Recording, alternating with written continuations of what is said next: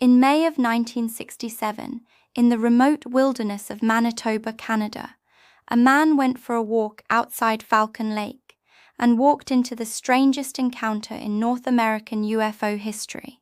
This isn't just a sighting. This is one of the few cases with real physical evidence, government investigation, and a human life forever altered. Some stories sound impossible, the kind you'd expect to be exaggerated or completely made up, but every detail you're about to hear actually happened.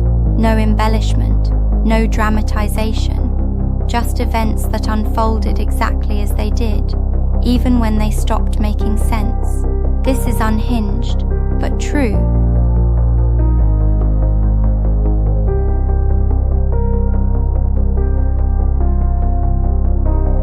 Steve Michalak was a 50-year-old industrial mechanic and amateur prospector. He wasn't someone you'd expect to make headlines or be at the center of a mystery that would still be talked about nearly 60 years later. But on May 20th, something extraordinary happened to him, something that governments, doctors, and skeptics have failed to fully explain. It was a clear spring afternoon when Steve stopped near Falcon Lake to take a break. The air was still, birds flew overhead, but then, in the distance, something strange caught his eye. He saw two glowing objects in the sky, red, silent, disc-like, and moving with an intentional descent toward the trees below. That's when one of them hovered, then settled down into the woods just ahead of him. Curious and cautious, Steve approached. What he described next was unlike anything he ever expected. The object was metallic and smooth, about 35 feet across, and hovering just above the ground. He said he heard what sounded like voices, human voices emanating from inside, but no one ever appeared. When he reached out to touch the surface, his glove began to melt. The metal was searing hot. Then something even stranger. A panel on the craft shifted, revealing what he later described as a grid-like exhaust. Without warning, a blast of hot gas or energy shot out, hitting him square in the chest, igniting his shirt and cap, and sending him stumbling backward. Steve managed to walk back to civilization, 9 hours later. Disoriented, wincing with pain, and nauseated, he made his way to a doctor. The burn marks on his chest and abdomen were well documented by medical professionals, irregular and painful, and unlike typical burns from fire or heat alone, he didn't just have burns. Over the next few days he suffered headaches, vomiting, weight loss, and bouts of dizziness. His lymphocyte count, a measure of immune system response, had dropped alarmingly low. Some doctors said his symptoms were reminiscent of radiation exposure, yet lab tests couldn't confirm any dangerous levels of radiation in his body. And that's where the mystery deepens. Steve was no crackpot. He was pragmatic, level-headed, and insisted he wasn't hallucinating.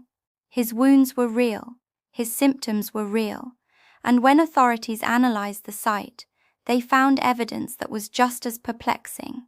In the clearing where Steve said the object had landed, investigators discovered a nearly 15-foot circle of scorched and disturbed earth, moss and vegetation singed or stripped away. Some metal fragments were found fused in cracks of the rock beneath, bits that showed elevated readings of radioactive elements not typical of that soil. The Royal Canadian Mounted Police, the Royal Canadian Air Force, civilian UFO researchers, and even the U.S. Air Force's Project Blue Book, all investigated in the weeks and months that followed. Dogs, geologists, scientists, military officers, all examined the site, the soil, the samples, and yet none could fully explain what happened. Was it a secret military experiment? A misidentified aircraft engine gone awry? Something in the soil reacting with his clothing? Skeptics have offered theories ranging from hoaxes to natural radiation veins underground, but none hold up to every detail. And here's the twist that keeps this case alive in UFO lore. Steve never walked away unchanged. Long after the event, he continued to experience odd symptoms. For years, he carried the scars from that day, both physical and psychological. According to medical records, some of the burn marks reappeared and faded over time, sometimes inexplicably returning, as if the effect wasn't just superficial. He lived under a cloud of disbelief and curiosity until his death in 1999, never fully proving what he encountered, but also never recanting a single detail of his story. No other UFO account in North America has produced this combination of physical evidence, medical documentation, multiple official investigations, and long-term effects on the witness. To this day, researchers call the Falcon Lake incident Canada's best documented UFO encounter, and perhaps one of the most mysterious. So what was it? An extraterrestrial craft? A secret prototype? A misinterpreted and environmental phenomenon? Or something entirely beyond human understanding?